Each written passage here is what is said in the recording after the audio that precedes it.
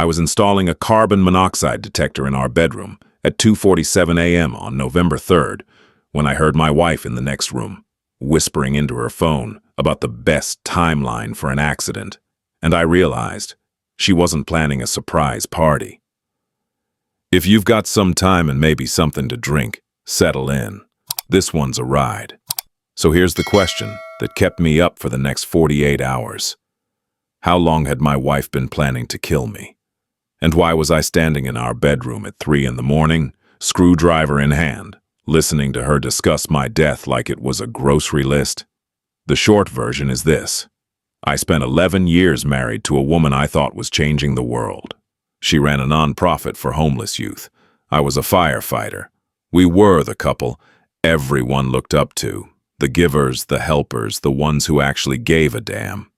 Then I found out she'd been having an affair with one of her wealthy donors, had stolen $93,000 from our accounts through Cash App, and was actively planning my accidental death so she could collect my $500,000 life insurance policy and start a new life in Costa Rica with her boyfriend. What she didn't know was that I spent the next 60 days building a paper trail that would destroy her life in every possible way. By the time I was done, she'd lost her job, her family, her freedom, and was headed to prison. But I'm getting ahead of myself. Let me back up. My name is Thomas Clark. I'm 41, and I've been a firefighter with Portland Fire and Rescue for 15 years. It's the kind of job where you see the worst of people and the best of people, usually on the same call. I've pulled kids out of burning houses. I've done CPR on grandmothers in Walmart parking lots. I've held the hand of a guy trapped under a beam while we waited for the crew to cut him free. I became a firefighter because my dad died of cancer when I was 22, and I couldn't save him. So I decided I'd save everyone else instead. That's how I met Rebecca. It was Christmas 2012. I was volunteering at a church soup kitchen downtown, ladling mashed potatoes onto paper plates for people who probably hadn't had a hot meal in days. Rebecca was running the whole operation, coordinating volunteers, talking to guests, making sure everyone felt seen. She had this energy, like she actually cared, not the performative Instagram charity bullshit, but real bone-deep empathy. She was 28, working as a program coordinator for a youth services agency, and she had this laugh that made you want to tell better jokes. We started dating in January. By summer, we were engaged. We got married in August 2013 at Powell Butte Nature Park. Small ceremony, maybe 40 people, wildflowers everywhere. Her parents cried. My mom cried. I cried, honestly. I thought I'd won the lottery. The first few years were good. Great even. I worked my 48-hour shifts at the station, 2 days on, 4 days off, and Rebecca built her career. By 2018, she'd been promoted to executive director of a small nonprofit called Bridges of Hope. Their mission was helping homeless teenagers get back on their feet. Housing assistance, job training, mental health services, all of it. I was so damn proud of her. She'd come home exhausted, telling me about some kid who'd finally gotten into community college, or a girl who'd landed her first job at Starbucks, and I'd think, this woman is making a real difference. I just put out fires. She was changing lives. Looking back, that's probably when things started shifting. I didn't notice it at the time. You don't, right? When someone you love starts pulling away, it's not like a light switch. It's gradual. Like carbon monoxide, actually. Silent, invisible, deadly if you're not paying attention. In 2019, we decided to try for kids. Rebecca was 35 by then. I was 37. We figured it was time, but it didn't happen naturally. So we tried IVF, once in the spring of 2020, again in early 2021. Both failed. The first round cost us 20 grand out of pocket. The second was another 20. Insurance covered half, but still, it was a financial gut punch. More than that, it was an emotional one, especially for Rebecca. After the second failure, she threw herself into work. Like, completely. Late nights at the office, weekend fundraising events, board meetings that ran until 9 or 10 p.m. I told myself she was processing grief in her own way. I tried to be supportive. I'd text her during my shifts, thinking of you, love you, pizza waiting when you get home. And she'd send back a thumbs up emoji. That was it. A thumbs up. Our date nights disappeared. Our sex life basically evaporated. When I'd try to talk about it, she'd get defensive. "You don't understand the pressure I'm under," she'd say. "I'm responsible for an entire organization, Thomas. I can't just clock out like you do." That stung, but I didn't push. I'm a firefighter. I'm trained to run toward danger, not interpersonal conflict. So I just backed off, gave her space, assumed things would get better. They didn't. By early 2023, Rebecca had landed a major donor. Some guy named Kenneth Morrison. He was a wealth manager, divorced, no kids, and apparently loaded. He started writing checks for 50 grand a year, joined the board of directors, and suddenly, Rebecca's schedule got even more packed. Evening meetings with donors, weekend retreats for strategic planning, a new gym membership because she needed to look professional for high net worth individuals, a wardrobe upgrade, business casual stuff from Nordstrom that I definitely didn't remember seeing on our credit card statement. But again, I rationalized it. She's networking. She's building the nonprofit. This is what success looks like. Then in June 2023, Rebecca suggested we increase my life insurance policy. We were sitting in the kitchen on a Sunday morning. I was reading the Oregonian sports section, half paying attention, when she said, "Hey, I was thinking, we should bump up your life insurance. You're at $250 right now, right?" I looked up. "Yeah, why?" "Well, you're a firefighter. You run into burning buildings for a living. What if something happens? $250 wouldn't cover the mortgage, let alone everything else." I thought about it. It made sense, honestly. I was 39, in decent shape, but the job is risky. Guys have heart attacks, guys get injured, guys die. "What are you thinking?" "500,000, she said, not looking up from her laptop. "It's only like $30 more a month." So I did it. Signed the paperwork, upped the premium, forgot about it. If you've ever agreed to something that later made you want to punch yourself in the face, you know exactly how I feel right now. That summer, I started noticing other things, little things. Rebecca changed her phone password. When I asked why, she said it was for work security. Something about donor privacy and nonprofit regulations. Fine, made sense.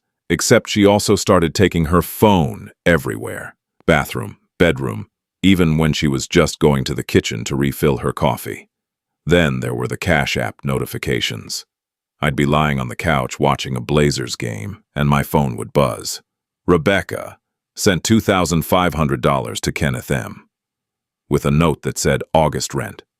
I asked her about it the next morning. She barely looked up from her yogurt. "Oh, that's the Airbnb we rent for visiting speakers. I'll get reimbursed from the org account." "Okay," I said.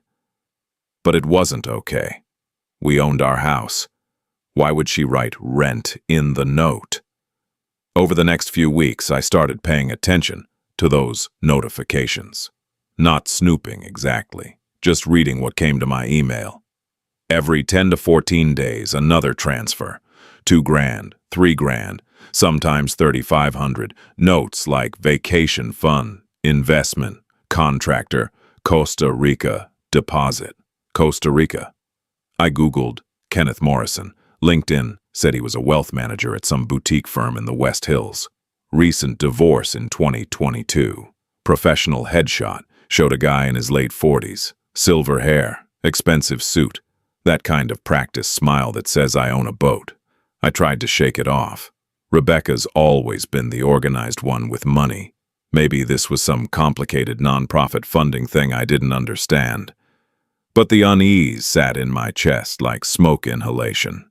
Then in October, I was organizing our file cabinet, looking for our car insurance paperwork, and I found a credit card statement I didn't recognize. Capital One. Opened in March 2023. Both our names on it, but I'd never signed anything. I opened it. $18,000 balance, charges from hotels in McMinnville and Cannon Beach, a jewelry store in downtown Portland, $3,200, a spa in Lake Oswego, wine tastings, romantic dinners. I felt my pulse in my throat. I found Rebecca in the living room, scrolling on her phone. "Hey," I said, keeping my voice calm. "Can you explain this?" She looked at the statement. Her face didn't change. "Oh, that. Yeah, there was a clerical error when I applied. I meant to put just my name. I'll call and sort it out." $18,000. It's for work events, Thomas. Donor cultivation. I'll submit the reimbursement forms. She stood up, eyes hard. "Why are you going through our files like this? Do you not trust me?" And just like that, I was the bad guy. "I'm sorry," I said. "I was just looking for the insurance stuff. I didn't mean to." "It's fine," she said, her voice cold. "Just ask me next time instead of playing detective." She left the room. I stood there holding the statement, feeling like I'd just been gaslit into apologizing for discovering fraud. If you've ever had someone flip a conversation so fast that you end up questioning your own sanity, you know that feeling. I didn't bring it up again, and I hated myself for it. November started cold. Portland gets this damp chill in the fall that seeps into your bones, the kind of weather where you just want to stay inside and pretend everything's fine. I had a 48-hour shift starting November 1st. Routine calls, a car accident on I-5, a kitchen fire in an apartment complex, an elderly woman who'd fallen and couldn't get up. Normal stuff. I got home around noon on November 2nd. Rebecca's car was in the driveway, which was weird. She usually worked late on Thursdays. I walked in, called out, "Hey, I'm home," and headed to the bedroom to change. That's when I heard her voice coming from the home office down the hall. The door was cracked. She was on the phone. I should have just walked past, taken a shower, minded my own business. But something in her tone stopped me. It was low, conspiratorial. The way you talk, when you're saying something you don't want overheard. I stood in the hallway, barely breathing. "By January, maybe February at the latest," she was saying. "We need a solid timeline, Kenneth." Silence. She was listening. I know, it has to look natural, accidental. His shifts are predictable, 48 on, 96 off. That's a lot of hours in a fire station with faulty equipment, bad wiring, carbon monoxide leaks." My stomach dropped. "The insurance will cover everything," she continued. 500,000. We'd have enough to start fresh in Costa Rica like we talked about. I've been researching property. There's a place in Manuel Antonio right on the beach, 3 bedrooms for under 300 grand. I pressed myself against the wall. My hands were shaking.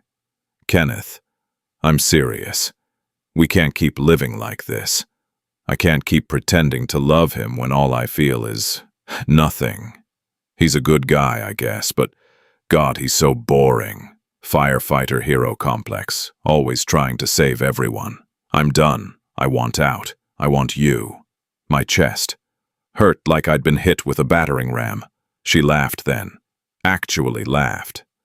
"No, he doesn't suspect anything. He's too trusting, too dumb, honestly.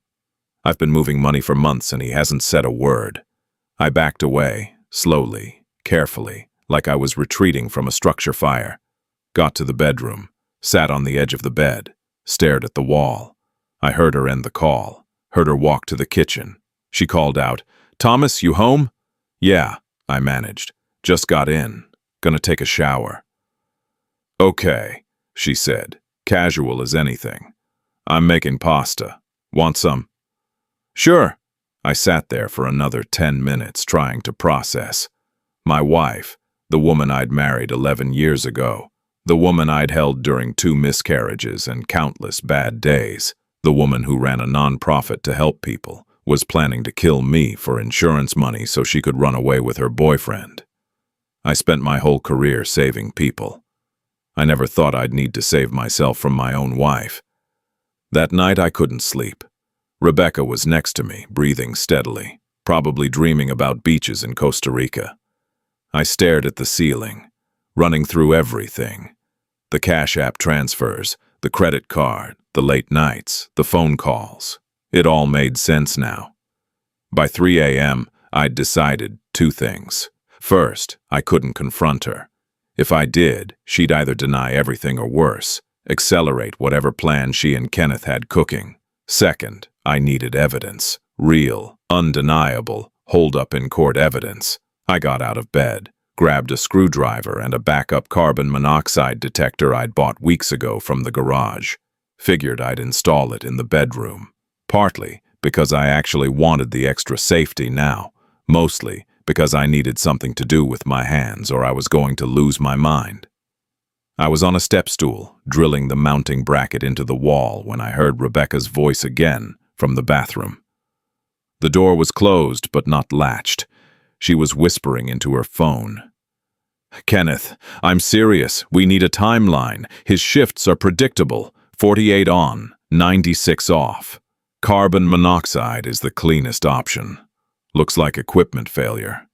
The fire department won't suspect anything. He's a firefighter, for God's sake. It's almost poetic." I dropped the screwdriver. It hit the wood floor with a loud clatter. The bathroom went silent. I picked up the screwdriver, forced my hands to stop shaking, went back to the detector, screwed in the last bracket like nothing had happened. Rebecca came out a minute later. "You okay?" she asked, her face neutral. "Yeah, just dropped the screwdriver. Wanted to get this installed before I forget again." She looked at the detector, looked at me. "At 3 in the morning? Couldn't sleep," I said. "You know how I get after long shifts." She nodded, went back to bed. I finished installing the detector, climbed down, and sat on the floor with my back against the wall. If you've ever ignored a red flag, you know exactly how this feels. Except this wasn't a red flag. This was a 5-alarm fire, and I was standing in the middle of it, wondering how I'd missed the smoke. The next morning I called in sick. First time in 7 years. Told my captain I had food poisoning. He didn't question it. Rebecca left for work at 8:30. I waited until her car was gone. Then I went straight to her laptop. It was sitting on the kitchen counter, closed. I opened it. Password screen. I tried our wedding date, 0813. It worked. I sat there for a second, staring at her desktop wallpaper. It was a photo from our honeymoon in Cannon Beach. We were on the sand at sunset, arms around each other, grinning like idiots. I almost closed the laptop right there. Almost convinced myself I was overreacting. Then I opened her email. The first thing I saw was a thread with Kenneth Morrison. Subject line, "Our future." I clicked it. The emails went back 18 months, May 2022, right after our second IVF failure. "I can't stop thinking about you. When can I see you again? I love you. I've never felt this way about anyone." There were photos. Them at a resort, them in bed together. Intimate photos I'm not going to describe because I've already relived them enough times in therapy. I kept scrolling. Found a Google Doc titled Next Steps. I clicked it. It was a plan, a literal, itemized plan. Timeline, insurance policy details, methods of accidental death, carbon monoxide poisoning ranked number 1, followed by staged car accident and incident at work. There were notes about my schedule, my routines, my habits. She'd been studying me like a case file. Further down, financial logistics. How to access the insurance payout. How to transfer funds without triggering IRS scrutiny. Zillow searches for properties in Costa Rica, Manuel Antonio specifically. A 3-bedroom house with ocean views listed at $280,000. At the bottom, "Kay, I know this sounds crazy, but I can't do this anymore. I don't love him. I don't even like him. He's holding me back. With the insurance money, we'd have enough to start over, build the life we deserve. I'm ready if you are. R. I closed the laptop, walked to the bathroom, threw up. I sat on the bathroom floor for I don't know how long. An hour, maybe. My phone buzzed. Text from Rebecca. How are you feeling? Do you need me to bring soup? I stared at that message for a solid 5 minutes. This woman, who was actively planning my death, was asking if I needed soup. I texted back. I'm okay, just need to sleep it off. She sent back a heart emoji. A heart emoji. I called my sister, Amanda. She lives in Seattle, works as a dental hygienist, no-nonsense type. When she answered, I just started crying. Full breakdown, couldn't form sentences. Thomas, what's wrong? Are you hurt? She's going to kill me, I said. What? Who? Rebecca. She's planning to kill me, for the insurance. Silence, then very carefully. Are you serious? I heard her, on the phone, and I found emails, a whole plan. She's having an affair with some donor guy and they're going to... I couldn't finish. Get out of that house, Amanda said, her voice hard. Right now, pack a bag, go to a hotel, then call a lawyer. Do not confront her. Do you hear me? Do not. Okay, I said. I'm serious, Thomas. People who plan murders don't stop just because you found out. They speed up. Get out. I packed a duffel bag, grabbed my dad's old firefighter badge from the dresser. I don't know why, just felt like I needed it. Checked into the Courtyard Marriott near the airport. Texted Rebecca. Got called in for an extra shift. Will be at station for 72 hours. She texted back. Okay, be safe. Be safe. Jesus Christ. That night, sitting alone in that hotel room with the polyester bedspread and the hum of the mini fridge, I made a decision. I wasn't just going to run. I wasn't going to confront her and beg for answers. I was going to document every single thing she'd done, build an airtight case, and destroy her life the way she'd tried to destroy mine. I spent my whole career saving people. That night I decided to save myself, and I wasn't going to be nice about it. The next morning I called Marcus Webb. He's a divorce attorney, but he also handles white-collar crime stuff, embezzlement, fraud, that kind of thing. A buddy at the station had used him during his own messy divorce and said the guy was ruthless, in the best way. Marcus's office was in downtown Portland, one of those old brick buildings with hardwood floors and bookshelves full of legal volumes nobody actually reads anymore. He was 52, gray beard, sharp eyes, the kind of guy who'd seen every flavor of human betrayal and wasn't shocked by any of it. I told him everything, showed him the emails, the Cash App records, the credit card, the plan document. He listened without interrupting, taking notes on a yellow legal pad. When I finished, he sat back and folded his hands. Okay, here's what we're going to do. Do not, and I mean do not, tip her off. Don't confront her. Don't change your behavior. Act normal, because right now she doesn't know you know. That's your advantage. What if she tries something? That's why you're not going back to that house.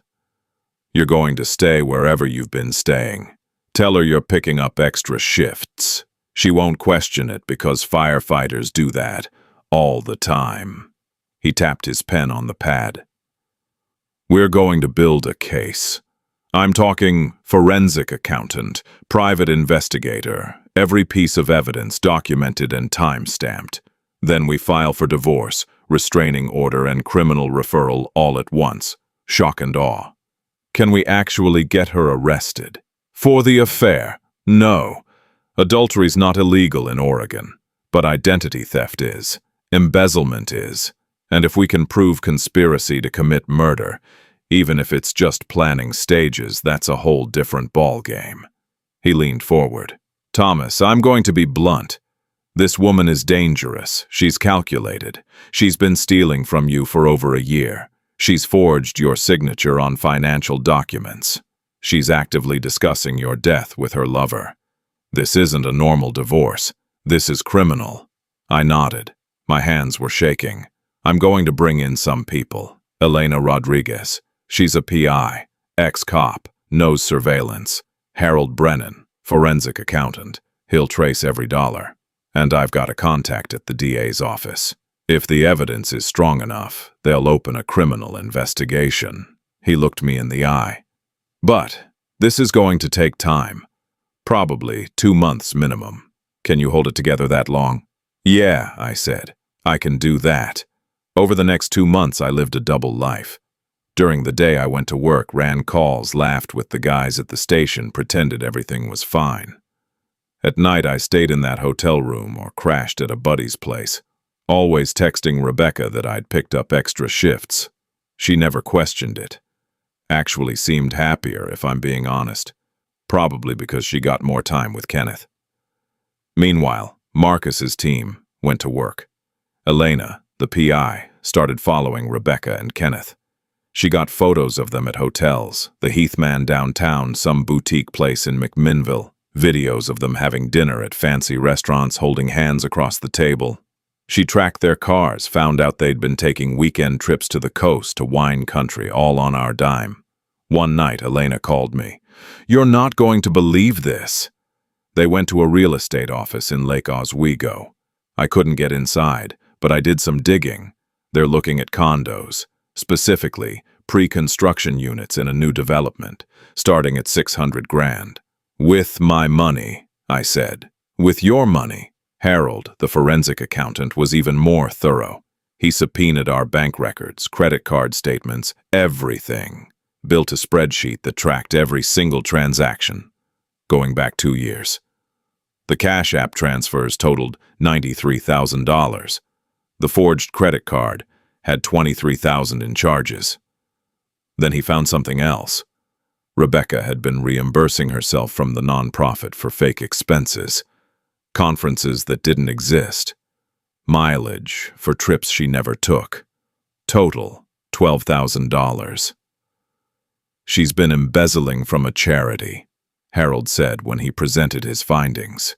A charity for homeless kids. I've seen some cold shit in my career, but this is up there. The final piece was the criminal referral. Marcus coordinated with an assistant DA named Jennifer Park. No, wait, can't use that name. Jennifer Caldwell. She reviewed the evidence and agreed there was enough for charges. Identity theft, embezzlement from the nonprofit, conspiracy to commit insurance fraud, and potentially conspiracy to commit murder based on the emails and recorded phone calls. Oh, right, the recorded calls.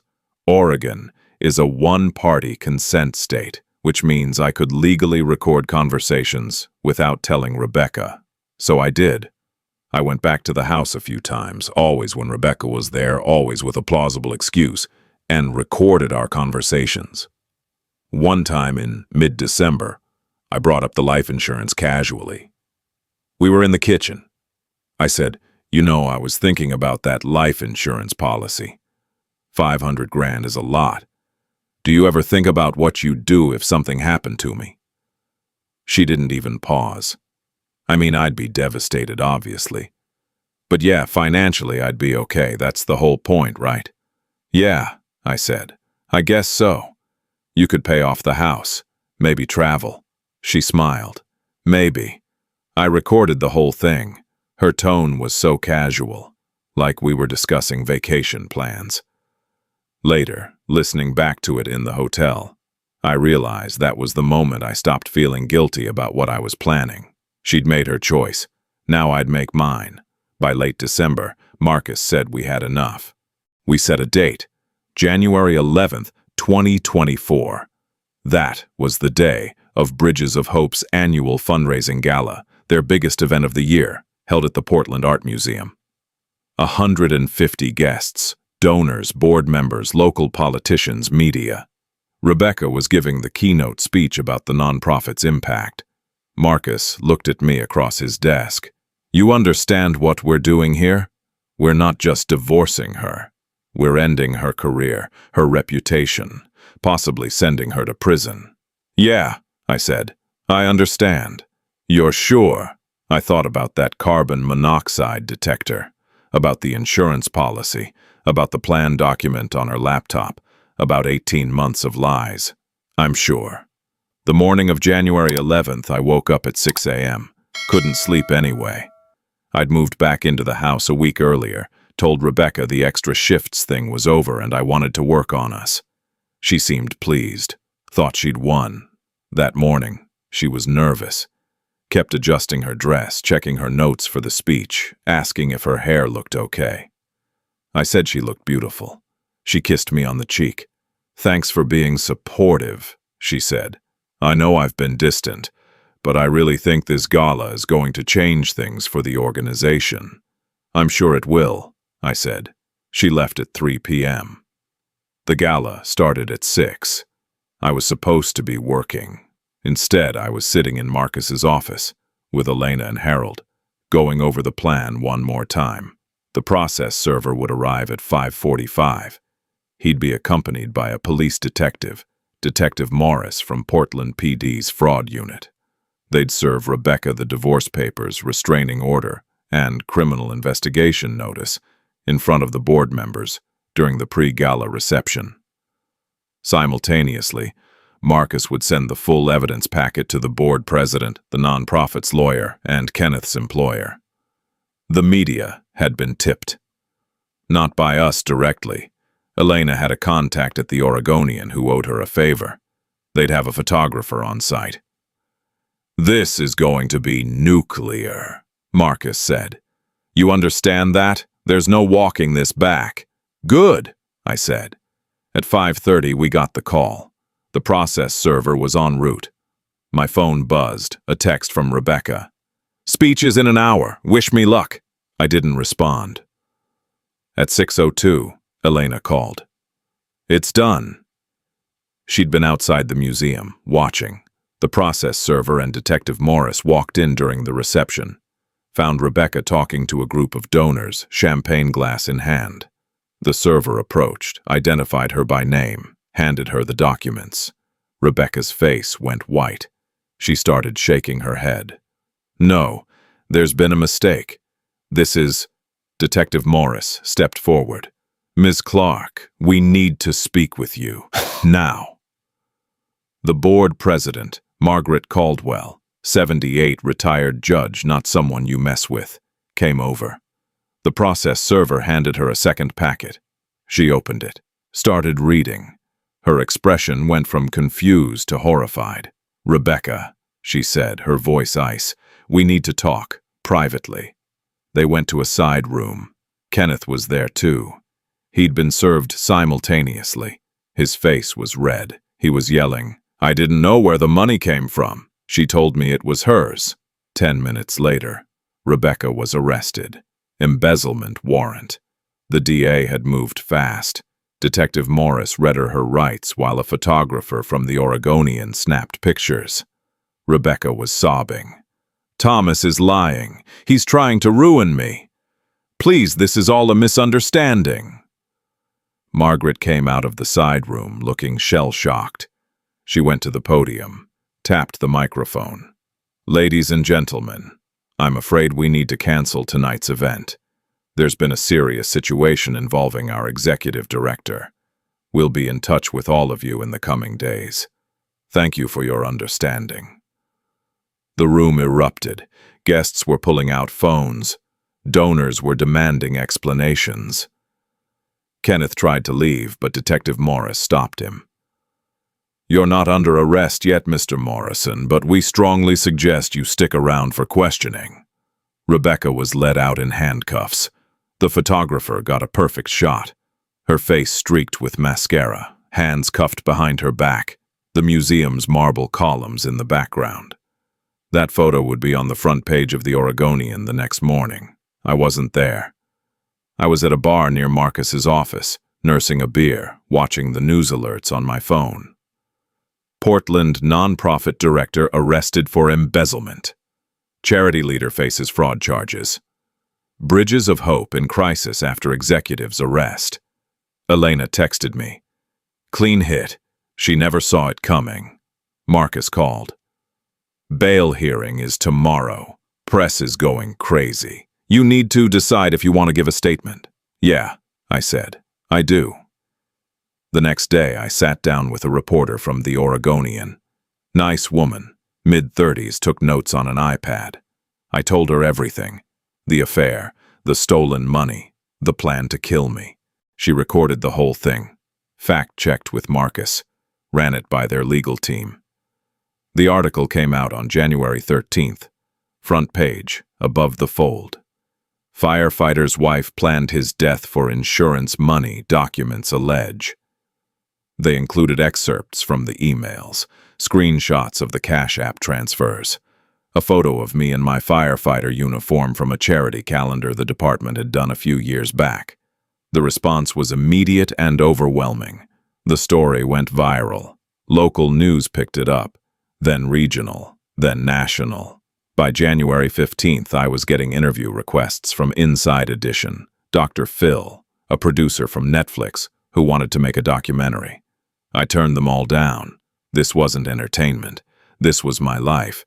But the public reaction, that was something. The comments on the article, the posts on social media, the people stopping me at grocery stores to say they were sorry this happened. Everyone was on my side. The hero firefighter betrayed by his evil charity director wife. It was almost too perfect a narrative. Rebecca's life imploded in real time. Her parents, Ronald and Judith, conservative Catholics, pillars of their church community, released a statement through their priest. We are heartbroken and ashamed. We raised Rebecca to value honesty and compassion. We do not recognize the woman described in these charges. We are praying for her soul. Translation: they disowned her. Her best friend, Claire, posted on Instagram. Photo of them together from a few years back, captioned, "Sometimes people you trust turn out to be strangers. I'm grieving the friend I thought I had." Comments were brutal. "You're better off. She's a monster. How did you not see it?" The nonprofit went into crisis mode. Margaret called an emergency board meeting.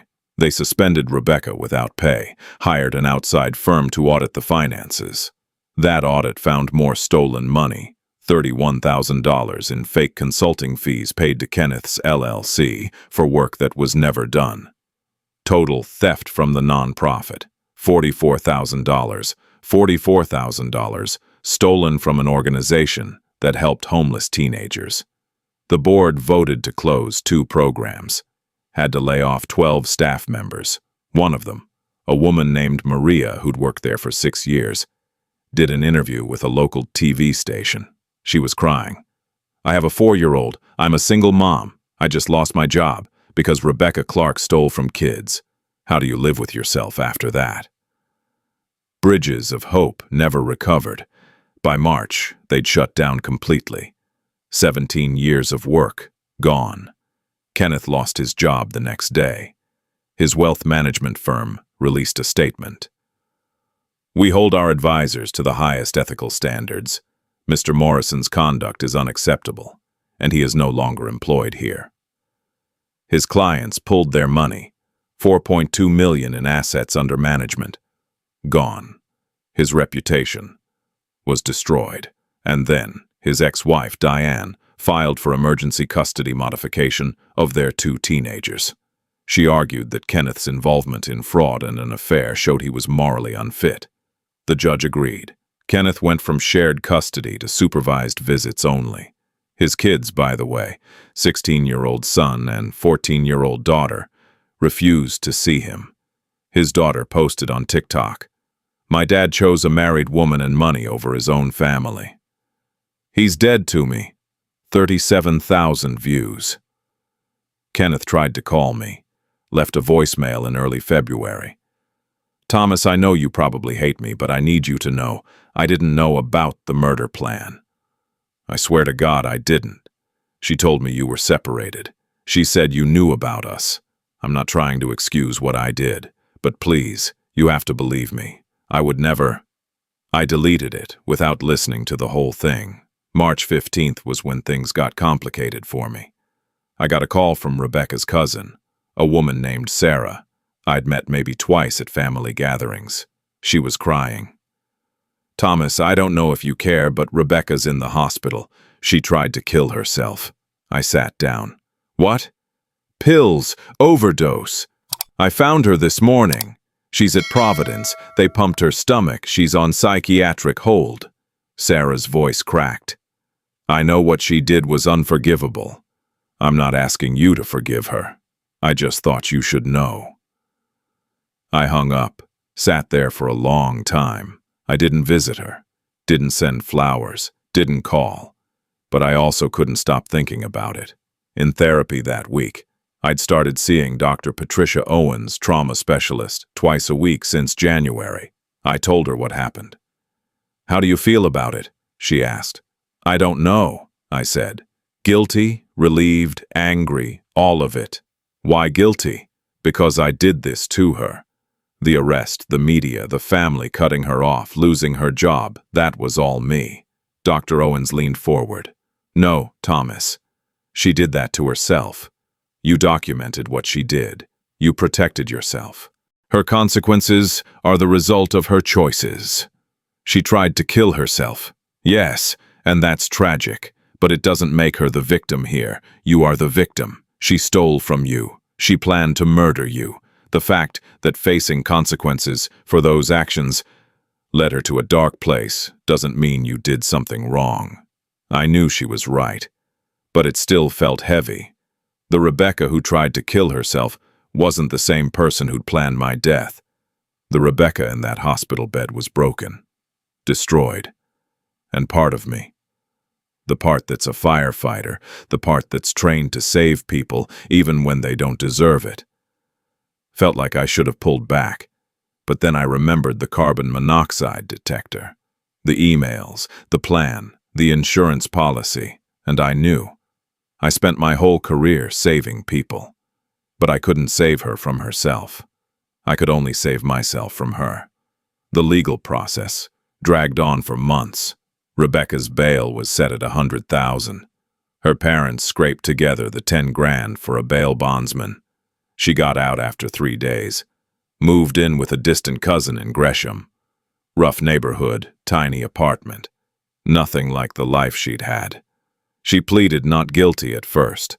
Her lawyer tried to argue that the emails and Cash App transfers were taken out of context, that there was no actual murder plot, just venting. That strategy lasted about 2 weeks before Marcus buried them in evidence. By May, Rebecca's lawyer came back with a plea offer. Plead guilty to embezzlement and identity theft. Drop the conspiracy charge. 3 years in prison, eligible for parole in 18 months. 5 years probation after release. Restitution of $116,000, $93,000 from me, $23,000 to the credit card company. Marcus asked if I wanted to fight for the conspiracy charge. "We might win, but it would go to trial. You'd have to testify. She'd have to testify. It'll be ugly." "What do you think?" I asked. "I think 3 years is a solid outcome. She'll be a felon. She'll never work in nonprofits again. Her life is effectively over. The conspiracy charge is hard to prove anyway, since she never actually made an attempt. This way, it's done. You can move on." I agreed. The sentencing hearing was May 22nd. I gave a victim impact statement, stood at the podium in the courtroom, read from a paper I'd written the night before. "Your Honor, my name is Thomas Clark. For 11 years I was married to the woman sitting at that table. I loved her. I trusted her. I believed we were building a life together. What I didn't know was that she was building an entirely different life, one funded by stolen money and anchored by plans to kill me for insurance money." I looked at Rebecca. She was staring at the table, shoulders hunched. She didn't just steal $93,000. She stole my sense of safety, my ability to trust, my belief that love is real and people are who they say they are. I'm a firefighter. I've seen people at their worst, trapped, terrified, desperate. I've pulled them out anyway because that's what we do. We save people, but I never thought I'd need to save myself from my own wife. There was that phrase again. "I don't know if she's sorry." I don't know if she understands the depth of what she did, but I do know this. Actions have consequences, and for the rest of my life, I'll be dealing with the consequences of her actions. The nightmares, the hypervigilance, the fear that anyone I love might be planning to hurt me. She took that from me. So I'm asking you, Your Honor, to hold her accountable.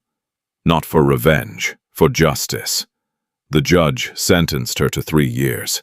Rebecca cried, her mother cried. I didn't. Kenneth took a plea deal, too.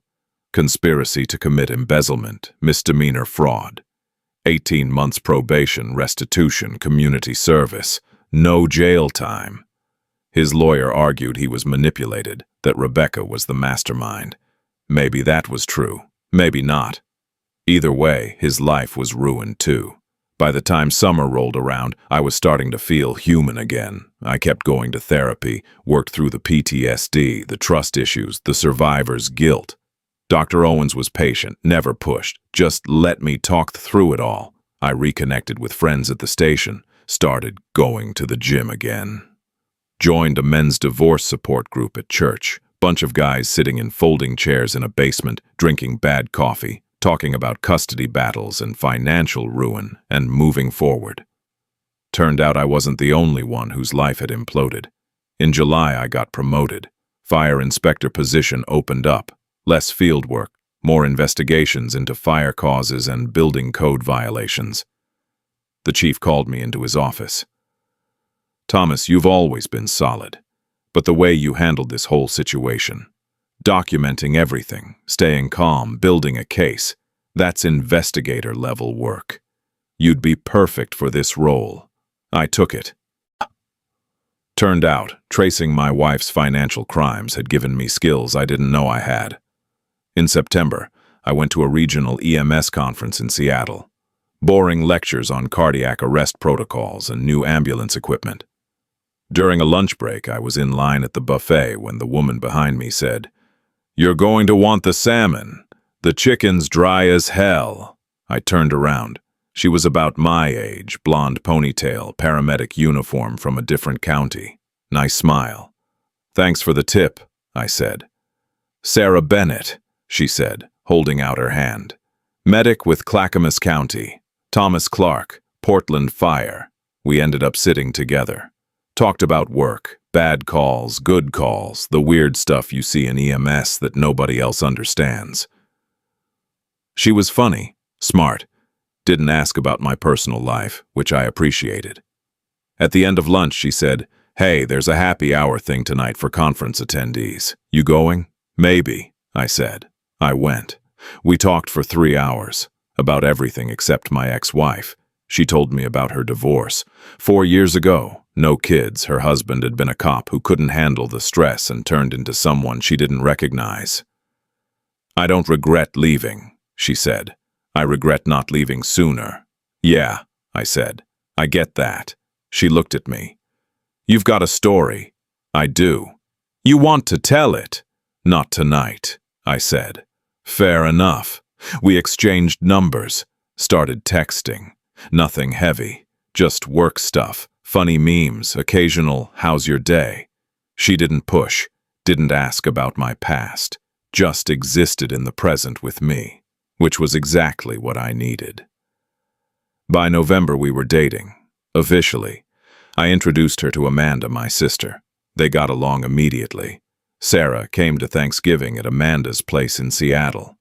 We sat around the table, eating turkey and mashed potatoes, and for the first time in 2 years, I felt like I could breathe. One night in December, we were at my condo. I'd sold the house in Beaverton, couldn't live there anymore, and Sarah asked, "So, when are you going to tell me about your ex?" I'd been avoiding it, not because I didn't trust her, just because I didn't want to be that guy, the one whose entire identity is wrapped up in a trauma story. But she deserved to know, so I told her. Everything. The affair, the money, the murder plot, the arrest, the trial. She listened without interrupting. When I finished, she was quiet for a long time. "Thomas," she said finally, "I'm so sorry that happened to you." "It's okay. I'm okay now." "No, I mean, I'm sorry because that's horrifying, and I'm glad you're okay, but I need you to know something. She took my hand. I'm not her. I'm not going to hurt you. I'm not going to steal from you. I'm not going to lie. And I know you probably can't fully believe that right now because trust doesn't work like that after what you went through. But I'm going to prove it to you. Every day, for as long as you'll let me. I believed her, or at least I wanted to. The divorce was finalized in August 2024. I got the house proceeds, $230,000 after paying off the mortgage. I got my retirement account, my savings, everything. Rebecca was ordered to pay me back half of the joint debt, $11,500, plus her share of the attorney fees. She'd be making restitution payments from prison wages at $37.50 a month. At that rate, it would take her about 250 years to pay me back. I donated the first payment to a different homeless youth nonprofit, one with actual oversight and ethics. Felt right. By December, I was doing well. Really well. Sarah and I were moving in together. I'd been promoted again. Lead fire inspector for the Northwest District. My relationship with my family was strong. I hadn't had a nightmare about Rebecca in 3 weeks. And then I got a letter from the Oregon Department of Corrections. Rebecca was eligible for a parole hearing in March 2025.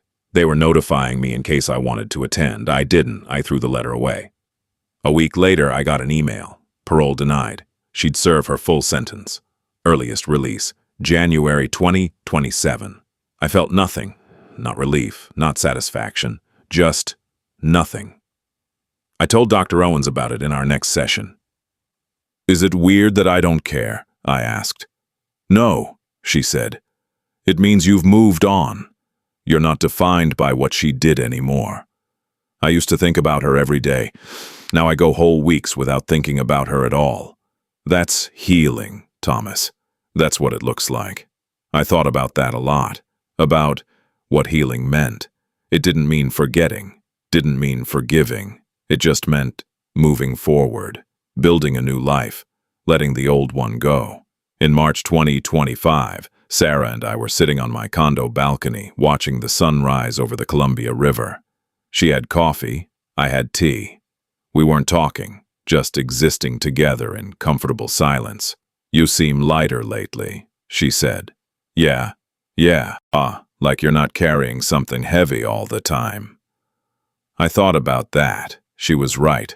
For years, I'd been carrying this weight. First the marriage, then the betrayal, then the anger, then the court case. And somewhere along the way, I'd put it down without realizing it. I guess I finally figured it out, I said. Figured what out? How to save myself. She smiled. You always knew how. You just had to decide to do it. We sat there for a while longer, watching the light change on the water. I thought about Rebecca, briefly.